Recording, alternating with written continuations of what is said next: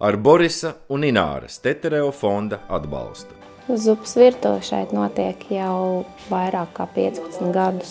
Šeit pulcējās vientuļu pensionāri, kuriem ir ar rocību diezgan bēdīgi, un gan arī tādi, kuri varbūt nav netik nepārtikuši, bet vienkārši ir vientuļi.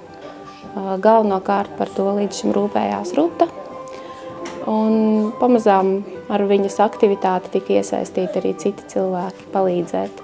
Es, kad kādreiz gāju vidusskolā, tad man bija tāda ideja, kad es izaugšu liela un kad es kalpošu vecajiem. Pilnīgi un patiesu prieku es piedzīvoju tad, kad es šeit atnāku. Es tā klusiņām tur virtuves maliņā pasēžu un paklausos, kā šī telpa san no cilvēku sarunām, kad viņi šeit ir sanākuši.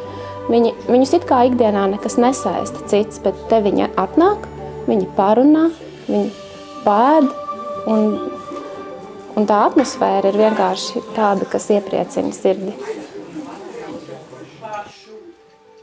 Un tad viņš teica, lai meklējot kvalitatīvus mālus, tad, ja būs daudz smilts, piejaukums vai akmeņi. Dievs saka, mīliet savu tuvāko, kā sevi pašu.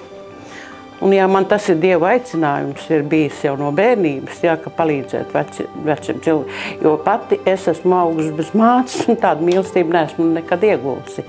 Un tad es arī to saprotu, ko nozīmē, jā, bez mīlestības nevari kalpot. Bez mīlestības tur nekas neesi. Ar Borisa un Ināras Tetereva fonda atbalstu.